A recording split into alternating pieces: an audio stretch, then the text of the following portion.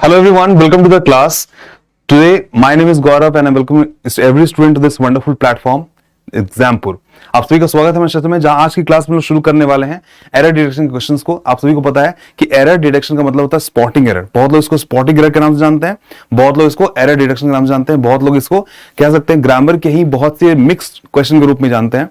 ध्यान रखिएगा, इसके अंदर मिक्स ग्रामर के रूल्स अप्लाई होते हैं और इसके अंदर आपको क्या करते हैं, डिफरेंट तरह के क्वेश्चन हो सकते हैं, एग्जामिनेशन पूछे जा सकते हैं। जैसे कि मान लीजिए 4 सेंटेंस दिया रहेगा, 4 सेंटेंस के अंदर किसी एक सेंटेंस में एरर मिल सकता है, और नहीं तो 3 सेंटेंस दिए रहेंगे या 4 सेंटेंस दिए रहेंगे और उसके बाद आपको एक से ज्यादा सेंटेंसेस में एरर मिल सकता है। और बाद में जो ऑप्शंस होते हैं दिए हुए, उसमें ए एंड बी ओनली सी ऐसा करके ऑप्शंस रहता है। खैर, आपको मेरी बात अच्छे समझ में आएगी जब आप लोग क्वेश्चन को डील करोगे। स्टार्ट करते हैं क्लास को हम लोग एक मोटिवेशन कोट के साथ, और आप सभी का स्वागत करते हैं अपने क्वेश्चंस में।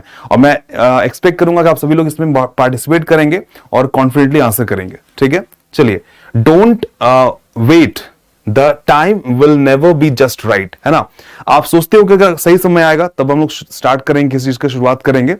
स्टार्ट करने के लिए, शुरुआत करने के लिए सही समय का वेट मत कीजिए, है ना। बस आपको स्टार्ट करना चाहिए, है ना। स्टार्ट वेयर यू स्टैंड, जहां पे आप हो वहीं पर स्टार्ट कर दो। And work what ever tools you may have at your command, जो भी आपके पास टूल्स हैं, जो रिसोर्सेज आपके पास अवेलेबल हैं, उस पे आप क्या करो, उसी टूल्स से, उसी रिसोर्सेज से काम करना शुरू कर दो। And better tools will be found as you go along, है ना। ध्यान रखिएगा सभी लोग कि जो आगे चल के आप बढ़ोगे, आगे बढ़ते जाओगे, आपको अच्छी चीजें, है ना, अच्छे टूल्स जो आपको चाहिए वो मिलते जाएंगी, चीजें अच्छी होती जाएंगी। तो ये कहने का मतलब है, आप लोग जहां पे आज हो, जिस भी रिसोर्स के साथ हो, आप सभी लोग उससे स्टार्ट करो। ऐसा नहीं कि हमें यूट्यूब पे अगर पढ़ना है तो बहुत बेहतरीन फोन चाहिए। अगर नॉर्मल फोन है, उसमें चल रहा है, यूट्यूब चल रहा है, तो आप उसमें पढ़ाई कर सकते हो, कोई दिक्कत नहीं है उसमें। बट क्या कहते हैं ना, स्टार्ट करने के लिए बस एक जज्बा चाहिए, एक हौसला चाहिए, वो आपके पास होना चाहिए। चलिए स्टार्ट करते हैं क्लास को। तो आज की क्लास में जो शुरुआत करने वाले हैं उसमें हम लोग यहां पे स्टार्ट करेंगे हम लोग टॉप एरर डिटेक्शन क्वेश्चंस है, जो कि नए पैटर्न के ऊपर बेस्ड है। ठीक है, चलिए शुरुआत करते हैं, इसके फर्स्ट क्वेश्चन की तरफ बढ़ते हैं। ठीक है, अब देखिए सभी लोग, लास्ट क्लास में मैंने जो पढ़ाया था उसी से मैं आगे ले जा रहा हूं सभी को। यहां पे फर्स्ट क्वेश्चन सभी के सामने दिख रहा होगा, आप सभी को देखिएगा ध्यान से।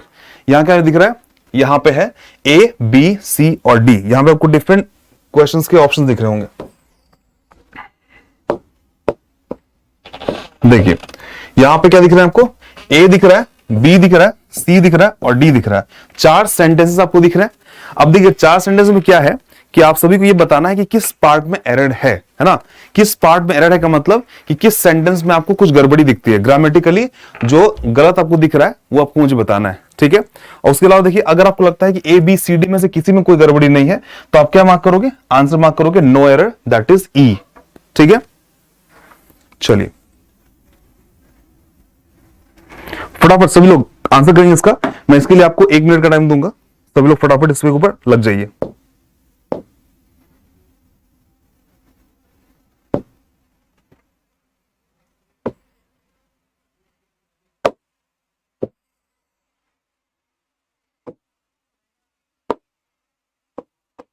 फटाफट सभी लोग आंसर करेंगे।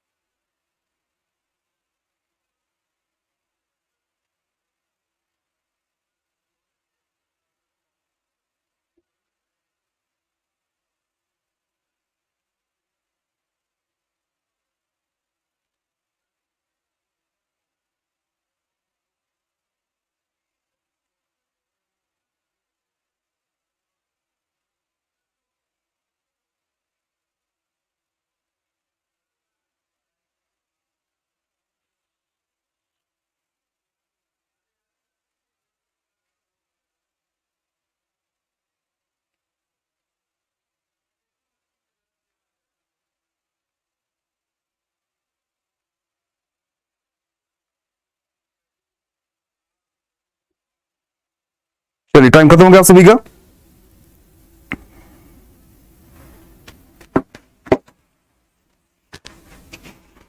क्या होगा इसमें, देखिए सभी लोग ध्यान से पढ़िएगा और समझने की कोशिश कीजिएगा। बहुत सिंपल सा और बहुत ही सटीक आंसर इसका मिल सकता है आप सभी को। एक बार ट्राई करिए, अच्छे से समझने की कोशिश कीजिए। फर्स्ट देखिएगा, the national technical advisory group. देखिए आप सभी लोग कमेंट करेंगे ना आंसर्स को, तो मैं यहाँ पे देख पाऊंगा, चेक कर पाऊंगा किसका सही हो रहा है। इससे क्या होगा, आपके अपने आंसर्स मिल पाएंगे। अगर मान लीजिए आपका आंसर गलत भी है, कोई दिक्कत नहीं है, आपके आंसर गलत भी है तो भी आप लोग उस केस में क्या कर सकते हो, अपने डाउट्स को क्लियर कर सकते हो, मुझसे पूछ सकते हो। ठीक है, अब देखिए फर्स्ट क्वेश्चन में देखें हम लोग, the national technical advisory group on immunization, मतलब कि जो ठीक करना, इम्यून करना, मतलब इम्यून सिस्टम को स्ट्रॉन्ग करने के सेंस में बात कर रहा है। तो नेशनल टेक्निकल एडवाइजरी ग्रुप, ये हमारा क्या हो गया, सब्जेक्ट हो गया, मतलब मेनली यहाँ पे ग्रुप है, वो हमारा सब्जेक्ट है। कह रहा है इज, ग्रुप हमारा ग्रुप है, ग्रुप्स होता तो आर होता, यहाँ ग्रुप है, इसका आंसर इज हो गया, ये हमारा वर्ब लग गया। A group of experts, ठीक है, who meet on an annual basis to discuss the technical and policy issues। समझिएगा, अब यहां फर्स्ट वाले में तो कोई एरर नहीं था, ये सही था। सेकंड में हु किसके लिए आ रहा है, हु आ रहा है एक्सपर्ट्स के लिए। अब देखिए एक्सपर्ट्स के लिए हु कैसे आया, तो आप समझिएगा। अगर मैं इसको थोड़ा समझाता हूं यहां से, एक सेकेंड यार, ये बार बार एक ही क्लिक हो जा रहा है। देखिए यहां पे क्या होता है, हम लोग जब भी बात करते हैं एक रिलेटिव प्रोनाउन की, देखिए रिलेटिव प्रोनाउन की बात करते हैं, उस केस में क्या होता है, जो पहले वाला नाउन होता है ना, उसके अकॉर्डिंग हम लोग यूज कर रहे होते हैं ये रिलेटिव प्रोनाउन, और इसी के अकॉर्डिंग यहाँ पे वर्ब भी लगता है। जैसे मान लीजिए यहाँ पे नाउन अगर सिंगुलर है तो यहाँ पे क्या लगेगा, वर्ब भी क्या लगेगा, सिंगुलर लगेगा। अगर ये प्लूरल है तो यहाँ भी क्या लगेगा, वर्ब प्लूरल लगेगा। तो देखिए हु किसके लिए आ रहा है, जस्ट पहले वाले नाउन के लिए, मतलब एक्सपर्ट्स के लिए। तो एक्सपर्ट्स क्या है, प्लूरल है, इस कारण से यहाँ पे वर्ब भी क्या हो गया, प्लूरल हो गया, मतलब मीट हो गया। अगर सिर्फ एक्सपर्ट होता, एस नहीं लगा होता, तो हम लोग मीट्स कहते हैं। ठीक है, क्या कहते हैं हम लोग, मीट्स कहते हैं। आगे बढ़े, चलिए आगे चलते हैं, यहां तक कोई दिक्कत नहीं है। On an annual basis to discuss the technical and policy issues, ये हमारा यहां पे सही है, ये भी सही है, कोई दिक्कत नहीं आ रही। Pertaining with the problem and suggest the introduction of, अब देखिए पर्टेनिंग विद द प्रॉब्लम, यहां पे कोई दिक्कत नहीं है। एंड सजेस्ट द, सजेस्ट किसके लिए आ रहा है, देखिए एंड हमारा यूज किया गया कंजंक्शन के रूप में, और इसके बाद क्या है, वर्ब की फर्स्ट फॉर्म दिख रही है, तो इसके पहले भी क्या होगा, वर्ब की फर्स्ट फॉर्म ही होगी। वही कौन सा था, यहां पे देखिए मीट लिखा था, है ना। यहां पे क्या है, सिर्फ मिला ही नहीं, वो क्या किया उसके अलावा, एक second on annual basis to discuss the technical and policy issues pertaining. हाँ देखिए यहां पे इससे नहीं रिलेट कर रहा डिस्कस से, टू के बाद V1 आ गया, डिस्कस है, और दूसरा हम लोग एंड के बाद दूसरा वर्ड जो मिल रहा है वो भी हमारा क्या है, V1 है। तो हमने क्या सीखा था पहले कि एंड के पहले जो पार्ट होगा, जैसे V1 है तो एंड के बाद भी V1 ही होगा, V2 है तो यहां भी V2 ही होगा, ऐसे ही चीजें चलती हैं। ठीक है, चलिए तो आगे बढ़ते हैं। इसी में हम लोगों को यहां पे भी कोई एरर नहीं मिलता, ये भी सही जा रहा है। न्यूअर वैकेंसीज, सॉरी वैकेंसी देखिए कैसे हो गया, newer vaccines based on the available disease burden data, ये क्या बोल रहा है, suggest the introduction of newer vaccines based on the available disease. Available disease थोड़ा ध्यान देंगे सभी लोग, इसमें क्या कह रहा है, अगर थोड़ा सा हम लोग समझने की कोशिश करें ना, तो यहां पे हम लोगों को कोई ऐसा दिक्कत तो इसमें आ नहीं रहा। आपके आंसर्स अगर मैं देखूं, newer vaccines based on the available disease burden data, यहां सही है, ये भी कोई दिक्कत नहीं है, तो फिर नो एरर। एक सेकंड मुझे देखने दीजिएगा फिर से। The national technical advisory group on immunization is a group of experts who meet on an annual basis to discuss the technical and policy issues, सही है, pertaining with लिखा है, देखिए यहाँ पे यही तो गड़बड़ी था। pertaining to the program, pertaining to is the phrasal verb। अब देखिए मैं क्या होता है ना, कभी कभी क्या होता है, मेरे मन में ये था, मुझे लगा मैंने कर दिया सही। अब pertaining to क्या होता है, एक्चुअली कमेंट पढ़ने लगता हूं तो चीजें डिस्ट्रैक्ट हो जाती हैं। ठीक है,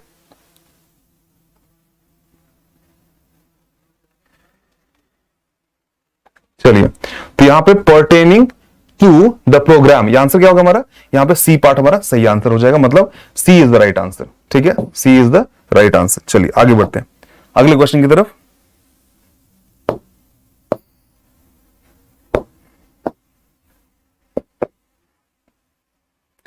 नेक्स्ट क्वेश्चन हमारा ये रहा, देखिए इसमें करना क्या है, ABCD चार आपको पार्ट दिया गया सेंटेंस के अंदर। अब क्या करना, इस पार्ट में से किस किस पार्ट में एरर है ये बताना है। अगर किसी एक ही पार्ट में एरर है तो उसको ओनली से दिखाया गया, और किसी दो पार्ट में एरर है तो देखिए उसमें दो पार्ट्स लगाएगा, ओनली C and D ऐसा बोला हुआ है। और अब कहीं पे एरर नहीं दिखता है तो बोलेंगे नो एरर। तो तो आंसर क्या होगा मेरा, यहां से शुरू करेंगे। चलिए, ये क्या हो गया,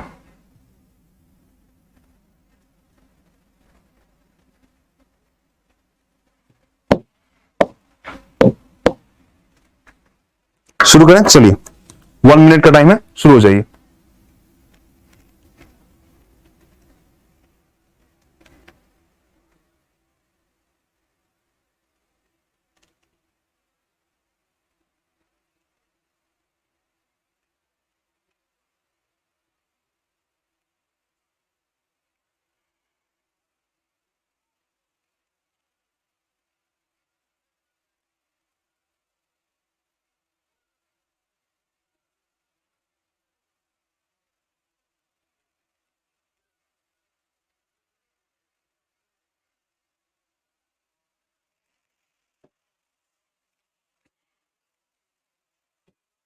जल्दी जल्दी करेंगे सब लोग, आंसर कीजिए।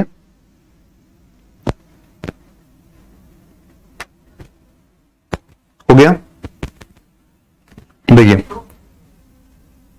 ध्यान दीजिए सभी लोग। अब यहां बात करने वाले हम लोग आगे लिखा है, the bank may have followed an aggressive monetary tightening policy but its stated aim of curbing inflation have not been achieved. ठीक है, वहां सिंपल सा आंसर है, सिंपल सा क्वेश्चन है, बहुत ज्यादा ट्रिकी नहीं क्वेश्चन। बस यहां ध्यान दीजिएगा, कुछ चीजों पे ध्यान देना आप सभी को। यहां पे मैंने जो यूज किया है वर्ड, बहुत ही सिंपल वर्ड यूज किया हुआ है सेंटेंस के अंदर में। आप देखिएगा, ध्यान दीजिए, एक बार मैं बताता हूं आपको। द बैंक हमारा क्या है, सब्जेक्ट है, इसके लिए मॉडल क्या है, मे है। उसके बाद हमें क्या किया, V1 लगाया, मे एक सेकंड, मे हैव फॉलोड। अच्छा, यहां पे मे हैव पूरा का पूरा एक साथ यूज हो रहा है हेल्पिंग वर्ब की तरह, और जब भी किसी हेल्पिंग वर्ब में हैव लगता है तो उसका मतलब V3 आगे आना ही आना है, तो V3 लग गया। ठीक है, एंड अग्रेसिव, ध्यान दीजिएगा, यहां पे अगर मे के बाद हैव नहीं होता तो हम लोग V1 लगाते, लेकिन मे के बाद हैव लगा है, इसका मतलब हम लोग को V3 लगाना है। And aggressive monetary tightening policy. ठीक है, समझिएगा। आगे देखिए, बट यहां तक कोई दिक्कत नहीं आ रही है। ठीक है, इट्स, यहां पे देखिए इट्स जो लगाया ना, इसका समझिएगा, इट्स स्टेटेड मतलब उसका स्टेटेड। देखिए दो होता है, एक होता है ये वाला इट्स, इसका मतलब होता है उसका या इसका, है ना, उसका या इसके सेंस में होता है इसका।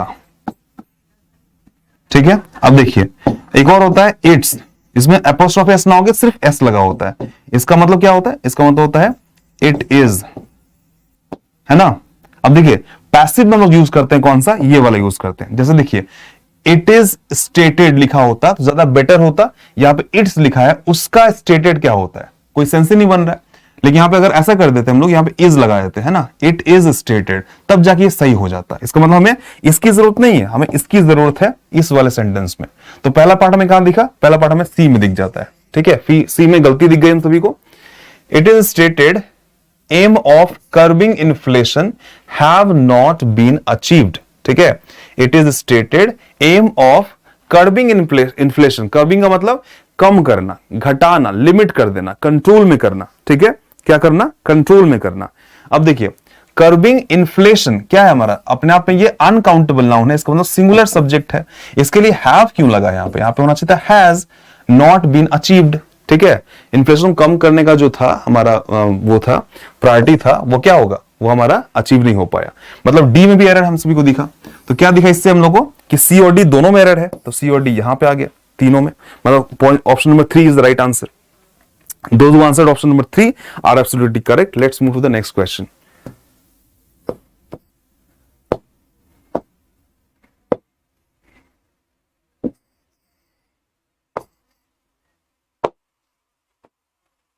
Next, question number 3 में आते हैं। ये वाला question number 3 है। आंसर कीजिए सभी लोग।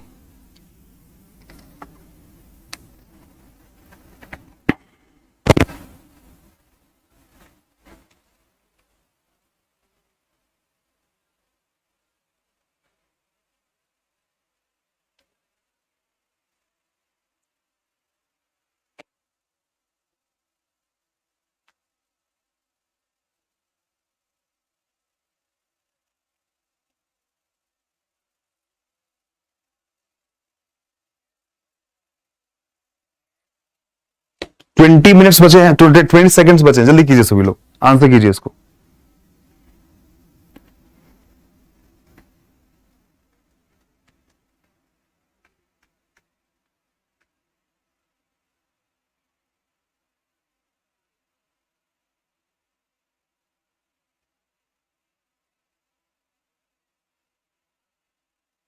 डन, हो गया खत्म, टाइम हो गया खत्म। चेक करते हैं इसको हम लोग, चलिए देखिए लिखा है these recently upgraded branch offices. अब देखिए हमारा जो मेन हमारा सब्जेक्ट यहां पे है वो है ब्रांच ऑफिसेज, मतलब और भी ज्यादा प्रेसाइज करेंगे तो ऑफिसेज हमारा सब्जेक्ट है ना। ये क्या सब्जेक्ट है, यार देखिए ये हमारा सब्जेक्ट है, वो भी कैसा प्लोरल सब्जेक्ट है, ठीक है। हैव किसके लिए आ रहा है, उसी के लिए आ रहा है, ऑफिसेज है इस कारण से हैव आ रहा है। हैव बीन फुल्ली कंप्यूटराइज्ड, ये हमारा क्या हो गया, पैसिव फॉर्म बन गया, ठीक है। And are connected to headquarters to ensure proper monitoring. तो हमारा आंसर क्या हो गया, आर भी यहाँ पे ऑफिस के लिए आ रहा है, तो प्रेजेंट प्रेजेंट कोई दिक्कत नहीं है। मुझे लगा अगर मान लीजिए यहाँ प्रेजेंट हो वहां पास्ट होता तो हम लोग चेंज करते हैं उसको, बट वो भी प्रेजेंट है, कोई दिक्कत नहीं आ रही इसमें। मतलब कि अपने आप में क्या है, नो एरर क्वेश्चन है, नो एरर क्वेश्चन। तो टाइम वेस्ट ना करते हुए आगे बढ़ेंगे अगले क्वेश्चन की तरफ। चलिए हमारा 4th नंबर क्वेश्चन है, और इसमें हम लोग फिर से 1 मिनट का टाइम दे रहा हूं मैं, सब लोग आंसर कीजिए फटाफट।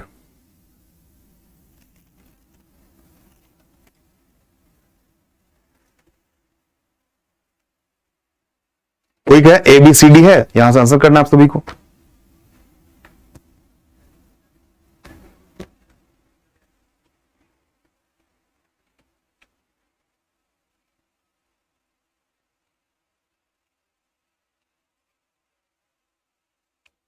हो गया, 25 सेकंड्स बचे हैं, जल्दी कीजिए सभी लोग।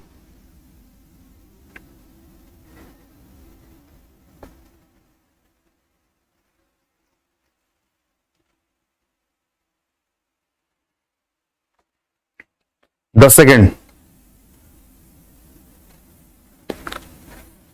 सोचिए एक बार, पढ़िए और सोचिए क्या लिखा है इसके अंदर में, बहुत सिंपल है। और ये टाइम आपका खत्म हो चुका है, चलिए टाइम अप। अब थोड़ा समझिएगा इसको क्या कह रहा है, कह रहा है द सिविल अथॉरिटीज हैड, समझिएगा सिविल अथॉरिटीज है मतलब कि प्लोरल सब्जेक्ट है, और हैड स्क्रैप्ड, ठीक है याद रखिएगा, हैड स्क्रैप्ड की बात कह रहा है। इसका मतलब हमारा ये हो गया V3, वर्ब की थर्ड फॉर्म हो गई।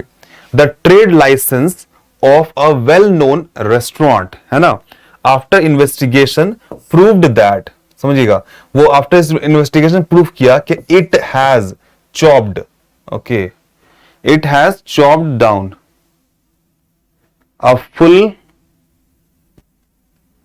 एक सेकेंड,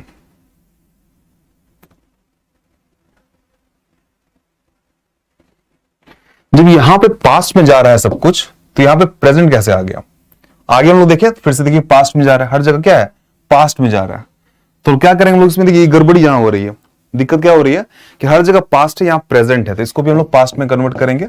अभी मैं कह रहा था ना पास्ट में कन्वर्ट करेंगे, मतलब एक ही टेंस में रखेंगे, तो हैड हमारा हो जाएगा। पहला ही एरर हमको मिल गया यहाँ पे बी नंबर में, ठीक है। चॉप्ड डाउन काटने का सेंस है, ठीक है, खत्म करने का सेंस है।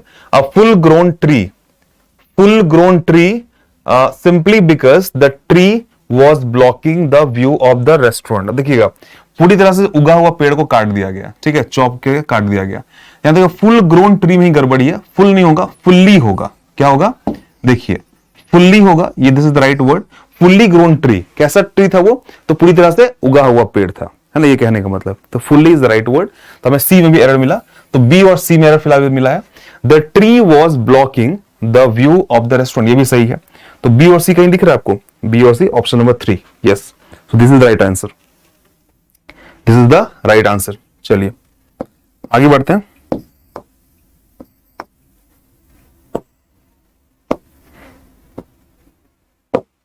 नेक्स्ट, ये हमारा 6 नंबर क्वेश्चन, ठीक है, आंसर करेंगे। इसमें वैसा ABCD नहीं है, इसमें ऐसे मतलब डायरेक्ट दे दिया सेंटेंस को, सेंटेंस को डिफरेंट पार्ट्स में डिवाइड कर दिया है। बताइए क्या आंसर होगा इसमें।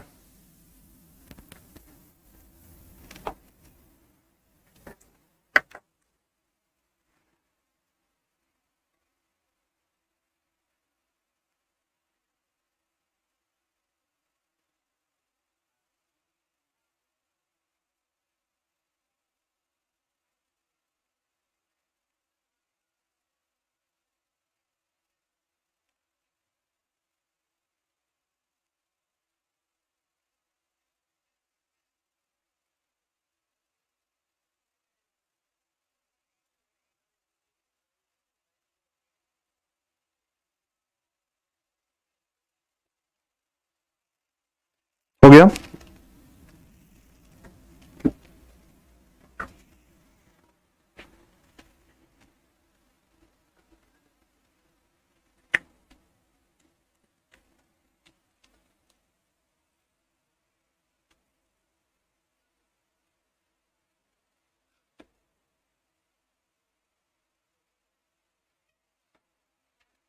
चलिए, हाँ, वेरी गुड एवरीवन।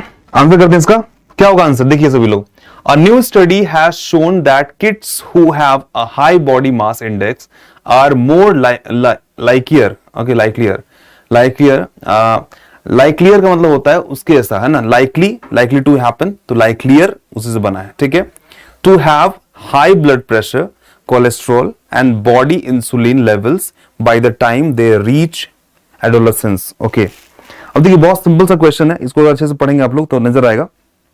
एक नया स्टडी है, किसके बारे में कहा जा रहा है, देखिए मैं पढ़ रहा हूं, पढ़िएगा, देखिएगा। अ न्यू स्टडी हैज शोन, है ना, एक नई स्टडी ने बताया हैज है तो V3 लगा, कोई दिक्कत नहीं है। दैट किड्स हु हैव, अब देखिए ध्यान से यहां पे कि यहां पे कैसे यूज हो रहा है, यहां पे अ न्यू स्टडी, स्टडी सब्जेक्ट था, इस कारण से हैज आ गया, ये सही है। उसके बाद हमारा V3 आ गया, ये भी सही है। दैट किड्स, किड्स क्या है, हमारा सब्जेक्ट है, लेकिन इसके लिए देखिए हु आ रहा है, हु किसके लिए आ रहा है, किड्स के लिए। इसके अकॉर्डिंग क्या वर्ब जाएगा, यहाँ प्लुरल जाएगा, दैट इज हैव, वो भी सही है। A high body mass index, are, are किसके लिए आ रहा है, तो ये किड्स के लिए, ठीक है, इसके लिए यहां पे आ रहा है, और हु के लिए यहां पे आ रहा है।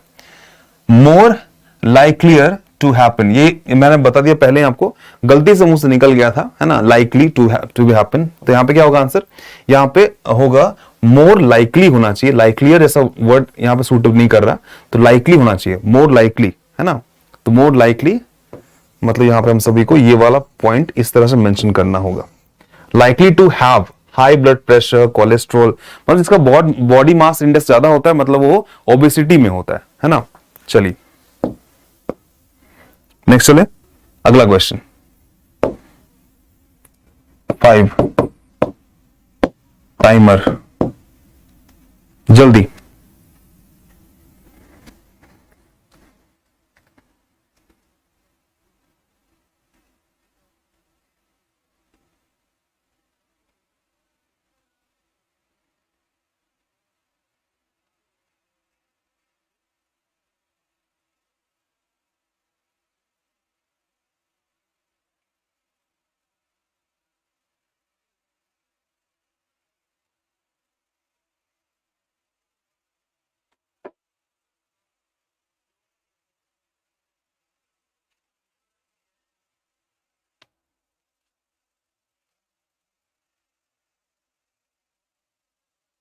देखिए 10 सेकंड बचे हुए हैं आपके पास, जल्दी कीजिए।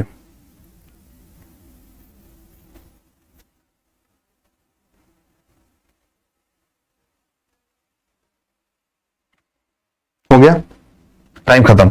देखिए सभी लोग ध्यान से, क्या कह रहा है इसमें, कह रहा है ही डिड नॉट, है ना, क्या कह रहा है, he did not and could not have understood the full facts of the case. अब तो समझिए, मैंने को पहले बताया है कि जब भी लोग एंड लगा रहे हैं ना, तो उसके पहले उसके बाद की चीजें आप मैच कर लेना, ठीक है, सही होनी चाहिए। जैसे यहां देखिए, एंड के बाद क्या लगा, कुड लगा है, कुड के बाद देखिए हैव लगा है ना, कुड नॉट हैव, मतलब कुड हैव इसका पॉजिटिव फॉर्म हो जाएगा, इसलिए यहां पे क्या होगा, V3 आ गया, कुड हैव तो V3, ठीक है। लेकिन यहां पे देखिए डिड के लिए हमें क्या चाहिए, यहां पे V1 चाहिए, वर्ड तो नहीं लिखा हुआ यहां पे, ध्यान दे रहे सभी लोग, हमें डिड के बाद V1 चाहिए था, वो नहीं मिला हुआ है, लेकिन हमें कुड हैव के बाद V3 मिला हुआ है, तो यहां पे V1 की जरूरत है, और कौन सा V1 होगा, वही सेम जो यहां पे लिखा हुआ है, तो क्या होना चाहिए, ही डिड नॉट अंडरस्टैंड होना चाहिए, understand and could not have understood the full facts of the case, तो आंसर क्या होगा, ऑप्शन नंबर ए। इसमें ज्यादा टाइम नहीं लगा होगा आप सभी को, बहुत ज्यादा दिक्कत नहीं हुई होगी। नेक्स्ट क्वेश्चन में आते हैं, चलिए चलिए आगे बढ़ते हैं फटाफट अगले क्वेश्चन में। क्या आंसर होगा इसमें बताइए, इस बार मैं टाइम को कम कर रहा हूं, ठीक है, 30 सेकंड कर रहा हूं।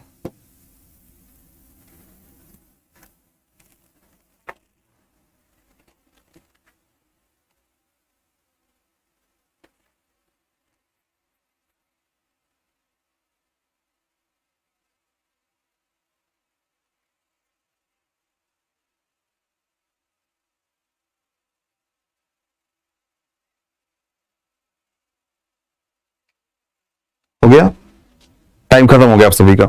चलिए आंसर करते हैं। The tennis player easy throw, देखिए यहां पे जो एरर दिख रहा है ना, द टेनिस प्लेयर, हमारा सब्जेक्ट क्या है, हमारा प्लेयर क्या है, सब्जेक्ट हो गया। Easy throw the opening set before her opponent.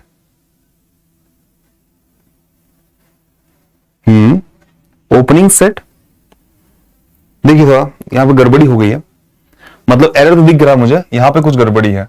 The tennis player easy throw the opening set, sorry throw नहीं है, थ्रू है, मैं थ्रो क्यों बोल रहा हूं।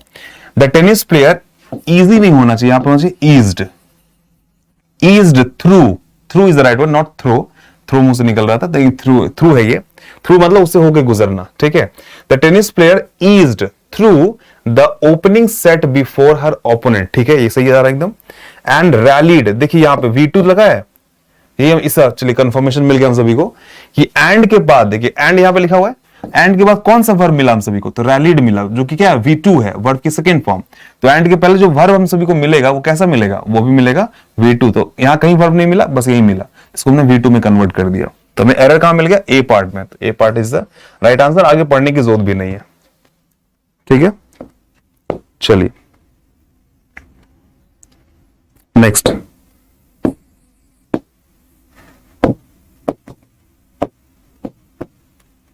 जल्दी करेंगे।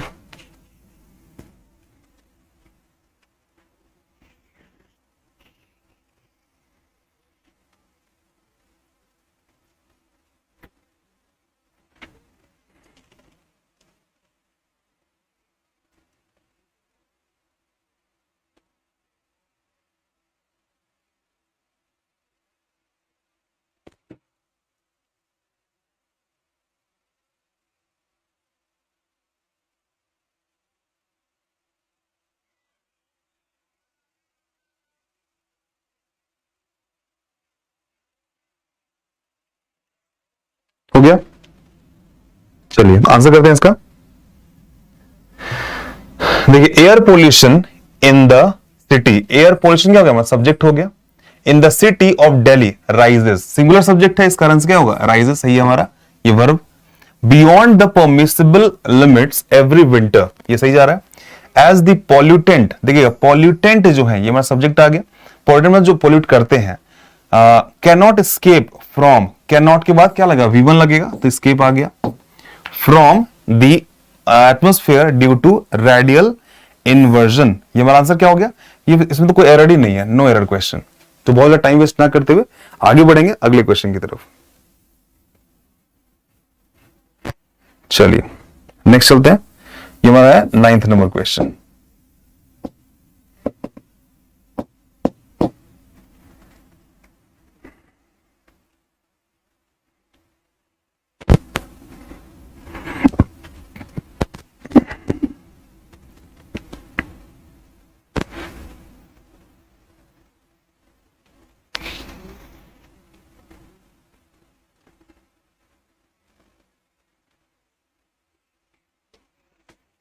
हो गया, देखिए हो गया आपका टाइम खत्म, 3 2 1 गो, खत्म हो गया time.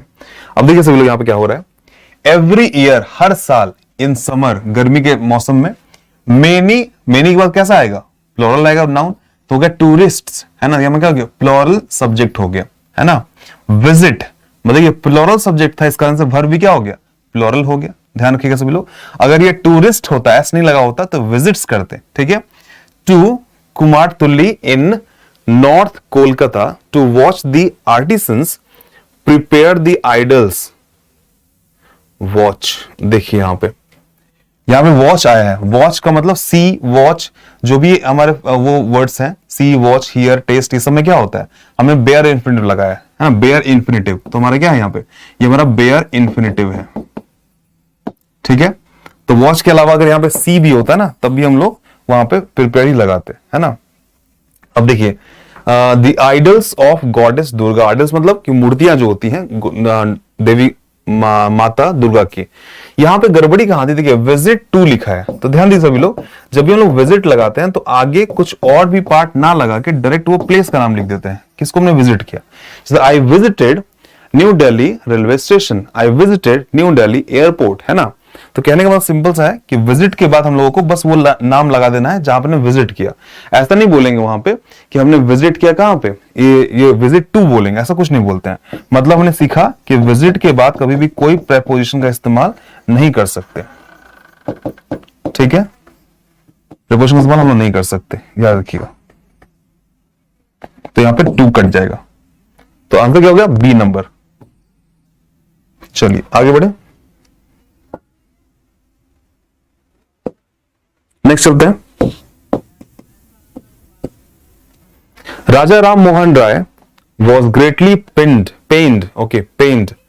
when he heard the cries of the widows being burned on their husbands' pyres. Okay, राजा राम मोहन राय कौन थे, सभी को पता ही है।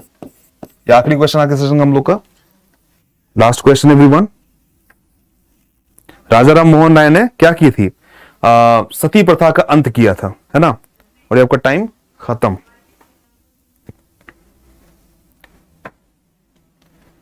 हो गया, चलिए देखते हैं लोग यहां पे। राजा राम मोहन राय वॉज ग्रेटली, देखिए ये हमारा सिंगुलर सब्जेक्ट है, पूरा नाम है ये एक आदमी का। वॉज ग्रेटली पेन्ड, वॉज के बाद क्या लगेंगे, वर्ब लगाएंगे, तो वर्ब की थर्ड फॉर्म लगानी होगी, तो पैसिव बन जाएगा। व्हेन ही सब्जेक्ट हो गया, देखिए पैसिव पास्ट में था यहां पे, तो भी क्या होगा, पास्ट में जाएगा। Heard the cries of the widows being burned, उनको जिंदा जला दिया जाता था अपने हस्बैंड के चिता के ऊपर। पायर मतलब चिता। अब देखिए यहां पे देयर हस्बैंड, देयर है, बहुत सारे विडो हैं, विडोज हैं, इनके लिए हस्बैंड होना चाहिए ना, तो यहां पे हस्बैंड देखिए क्या मतलब अंतर क्या है, देखिए एक सेकेंड, ये कैसे है, अच्छा अलग अलग, अच्छा सेंटेंस यहां खत्म हो गया, इसके बाद यहां से ABCD पार्ट वाइज किया हुआ था, इसको छोड़ दीजिए, इसको भूल जाइए सभी लोग। आगे देखिएगा क्या हो रहा है। हस्बैंड मेरे पास क्या है, देखिए हस्बैंड अगर हम लोग बोलते हैं तो एक हस्बैंड होता है, तो उसको बोलेंगे हस्बैंड का, ठीक है। लेकिन बहुत सारे हस्बैंड होंगे, जैसे बहुत सारे विडोज हैं, है ना, बहुत सारे विडोज हैं, तो उनके बहुत सारे हस्बैंड्स होंगे, तो एस लगा के आखिरी में एपोस्ट्रोफी बस लगा के छोड़ देंगे। एपोस्ट्रोफी एस नहीं, हस्बैंड्स में एंड में बस एपोस्ट्रोफी लगा के बाकी चीजें छोड़ देंगे। इसका मतलब हमारा एरर जो है आखिरी पार्ट में ही था। आखिरी पार्ट कौन सा है, डी नंबर, सो डी यहां पे देखिए। चलिए तो उम्मीद करता हूं यहीं पे क्लास को मैं एंड करूंगा। उम्मीद यही करूंगा कि आप सभी ने कुछ ना कुछ सीखा होगा। आपने ब्रेक करना सीखा होगा, सेंटेंस को ब्रेक कैसे करते हैं, सब्जेक्ट कौन, वर्ब कौन कैसे जोड़ा है, ठीक है। सभी सेक्शन को मैं तोड़ के बता रहा हूं ताकि आप लोगों को समझ में आ सके कि किस तरह से हम लोग को आगे बढ़ना है और एरर को निकालना है। तब तक के लिए मिलूंगा आपसे नेक्स्ट क्लास में, और अभी अपना ध्यान रखिए, पढ़ाई करते रहिए। Jai Hind everyone, see you in the next class.